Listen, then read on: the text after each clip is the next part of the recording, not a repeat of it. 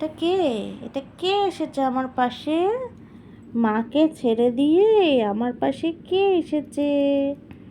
কে এসেছে? ছোট্ট ভেটু। ভেটু। এই এই কি করছে? এ কি ধরছে রে? এই ভেটু ভেটু ভেটু ভেটু ভেটু লাগছে, ভেটু লাগছে, ভেটু লাগছে। লাগছে তো ভেটু।